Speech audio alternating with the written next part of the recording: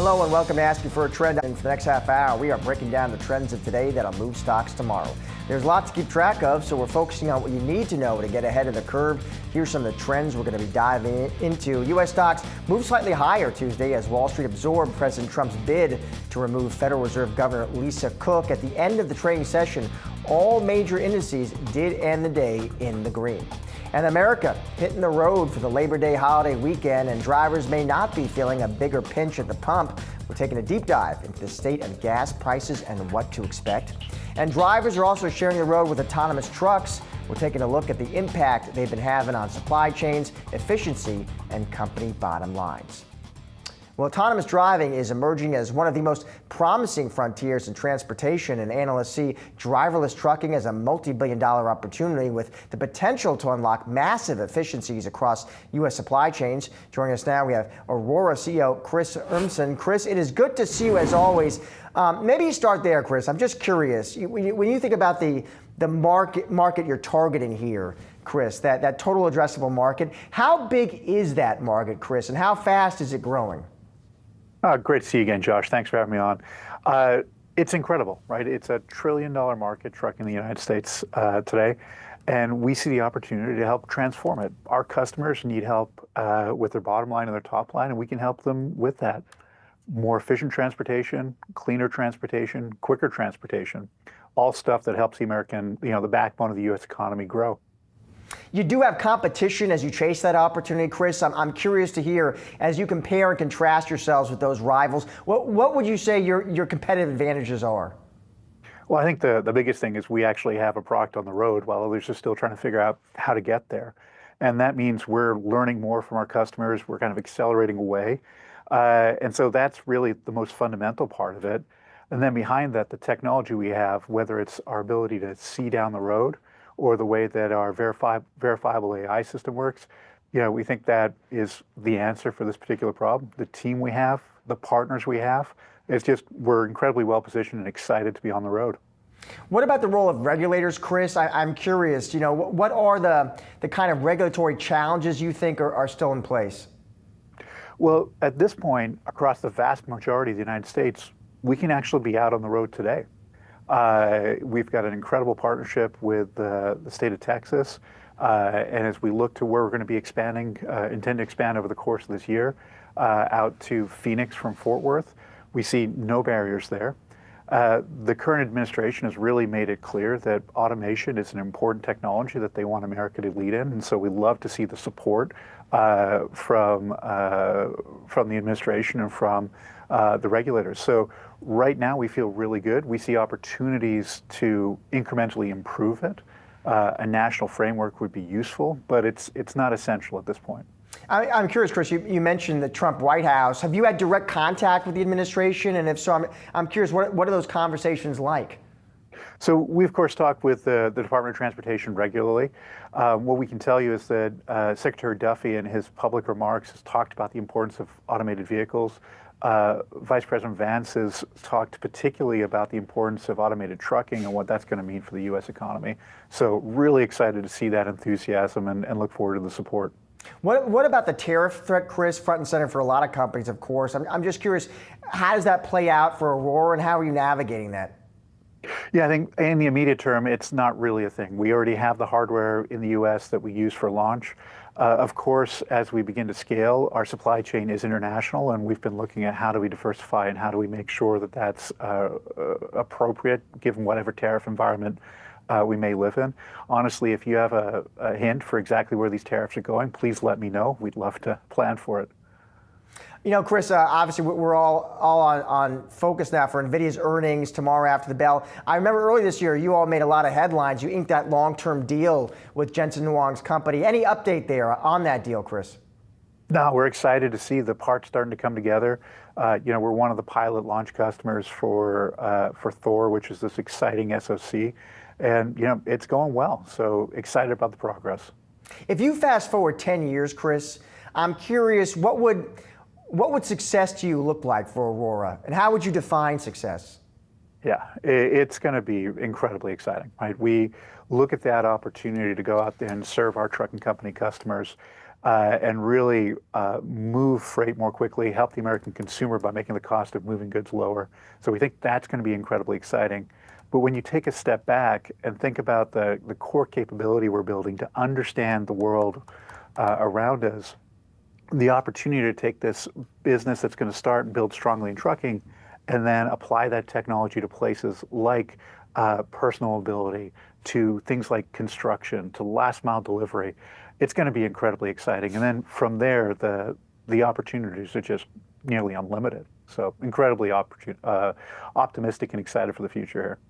And Chris, finally, I look at the stock. It is in the red so far this year. Analysts who cover the name, they're split right down the middle here, Chris, in terms of whether you all are a buy or a hold. Is there a part of your story, Chris, that you think maybe investors in the street don't fully appreciate here? Yeah, I think in short that when you're inside the company, you can see the roadmaps that we have, you can see the technology and progress we're making, and it's hard for us to share all of that externally.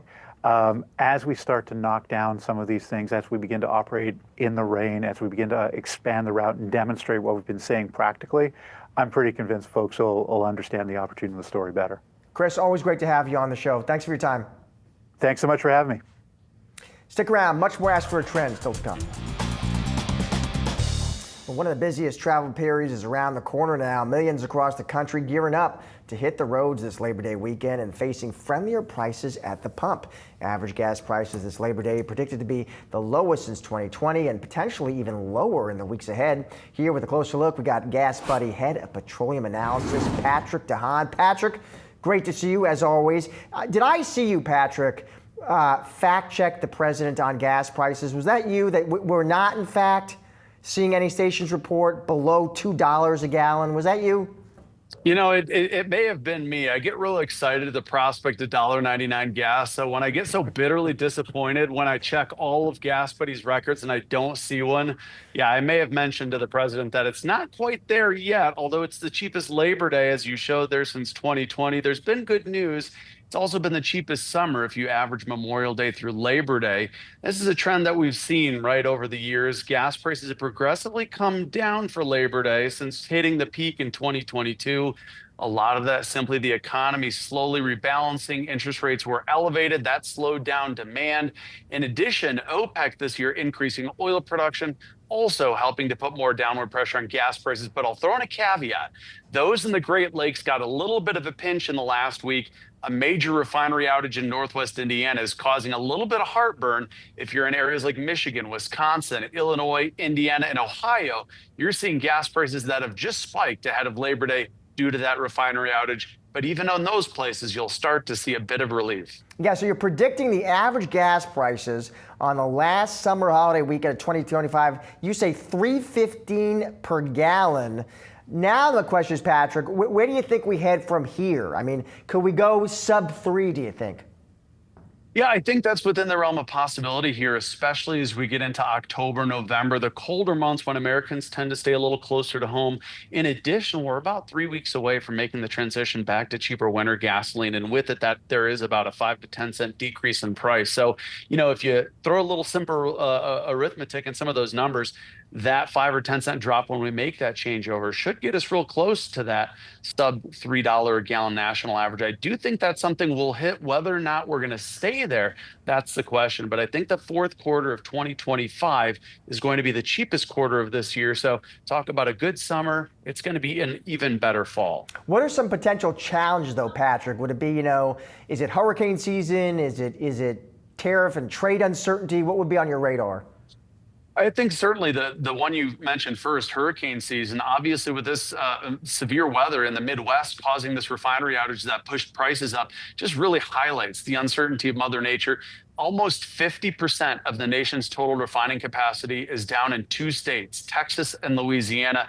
Now, coincidentally, those are areas that are a little bit more prone to hurricanes. Now, maybe not so much as Florida, but, if we see a major storm enter the Gulf, not only does it usually shut down oil production, but we've seen storms like especially Harvey and Irma back in 2017.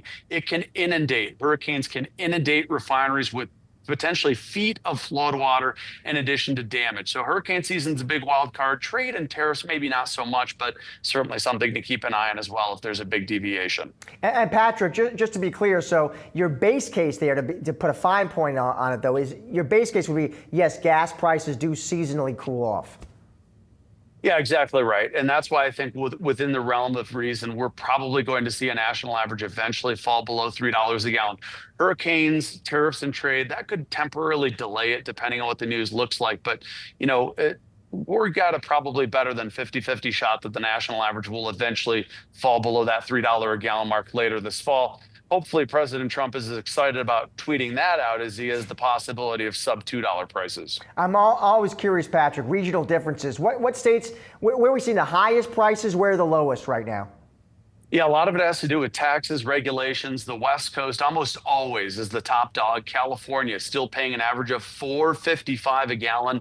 And if you go down to the Gulf, you have a combination of being next door to those refineries, low taxes, low regulations. Places like Mississippi, Oklahoma, Arkansas, Texas, all are the nation's cheapest, below $2.70 a gallon. So almost a $2 gallon spread between the cheapest states and the most expensive. So Patrick, I'll get you out of here on this. As I pile into that car this weekend, I'm looking for deals. I want the best gas price. What do? Do I go to the Gas Buddy app? Is that my best bet? Oh, it's probably a good bet to fire up the Gas Buddy app, but you aim that steering wheel for somewhere in the Gulf. And hopefully, if you're going to make advantage of those savings, hopefully you're not just in a car. Maybe you'll tow an extra tanker truck behind you to take that home with you. Patrick, always great to have you on the show. Thank you. My pleasure. Thanks. Stick around. Much more Ask for a Trend still to come. Stocks closing the trading day higher with President Trump's Fed fight in focus and investors eyeing NVIDIA's earnings on deck. Yahoo Finance's Jared Blickery joins us now with the trading day takeaways. Jared. Let's start with NVIDIA because it is almost right back to those record highs. And let's pull up a chart here. This is the entire semiconductors. Oh, let's get the semiconductor sector up there on the Wi-Fi Interactive. Here we go. And you can see nice broad bullish action today in the semiconductors. Here's NVIDIA up another 1%. This is the intraday. And let's just get a 1 month so we can see. Here are the record highs that we had earlier, and we're right back up there. So 4.77%. People got a little freaked out. This was 17% from peak to valley there, if you include the highs and the lows of the days. 8% close to close. So it wasn't nothing, but we were right back up there. Now I want to show you, I've been talking about rotation a little bit, and we saw rotation back into the semiconductors today. This is a 1 month. I'm going to broaden this out to a 5 year so you can see. There we go. This is a record high that we had in semiconductors in 2024. So we are pretty close to that level right now. So broadly bullish action in semiconductors today, but also nearing those record highs. If NVIDIA really knocks it out of the park Wednesday after the bell, well, Thursday, maybe we'll be talking about stocks record highs. You mentioned rotation, which has been a theme, I know. What else, what's of note there? We had a couple, so some opportunities here. Rotational opportunity does knock. I was specifically looking at defense today, aerospace and defense, and a lot of this has to do with that big Boeing order that we've been talking about that came out of, I believe it was Korean Air. Here are the defense stocks, and you can see Boeing up 3.5%, really nice lift to the Dow, and just a lot of green here as well. You can also see this in aerospace, and yes, there are some overlaps. Boeing's in here as well. The red spot, that's a French ticker, so you're not going to see that. Reflecting U.S. prices, but also regional banks. And here we have regional banks in the U.S. And this has to do with the yield curve and a nice spread that's been opening up between the short end and the long end. And why is it opening up? Because people are anticipating those Fed rate cuts, and those act at the shorter end. So if the long end just stays the same and the short end goes down, you got that spread there. And net interest margin is the name of the game. And that's what regional banks like. Also had the chance to sit down with Stephanie Guild. She is the CIO and president of Robinhood for Stocks in Translation. That episode is out today. We talked about some of these opportunities. Let's take a listen. Whereas the opportunities do exist on some of the, I think, less expensive areas of the market. So that might be regional banks, especially if like M&A and deregulation start to come out, and we do have a steeper curve, meaning that short-term rates come down a little bit, but long-term rates kind of stay around where they are. I think some of the cheaper tech names, like in the software space, they've been not as strong this year. Some continue to be a little weaker, but I think there are some diamonds in the rough there. And I mentioned, aerospace and defense already. Those are kind of some of the themes. So aerospace and defense work today, so do regional bank software, maybe another day. But there are those diamonds in the rough, as she was saying. So that kind of wraps up the opportunities here. Now, we've been talking about Bitcoin, which some do refer to as digital gold. What about actual gold? Physical gold. Well, we got a gold flag we got to talk about. And what kind of flag? Well, that would be a technical analysis flag. So I'm going to pull up a chart here. GC equals F. There we go. Up 73 basis points, or 0.7% for the day. And here is a price action for the year. So you can see the heavy lifting was done by April and got a nice lift after Liberation Day, but it's just kind of steadied out. But one thing that's interesting is that these pullbacks have been kind of getting shallower and shallower, and we just have this bullish flag there. So when you have a long base like this, an extended base, this is what, a few months? When you get that final breakout, assuming it does happen, you might pull back a little bit, but then you have a lot of juice because of all this pent-up energy. So I was looking at gold today and also gold miners. And here's our heat map of gold miners. You got the ETF over there, but Newmont miners, Freeport-McMoRan, and a bunch of others here. So you don't always see gold miners and gold go up in lockstep, but they happen to today. All right, thank you, buddy. You Appreciate bet. it. That is a wrap on today's Ask for a Trend. Be sure to come back tomorrow at 4:30 p.m. Eastern for all of the latest market-moving stories affecting your wallet. Have a great night.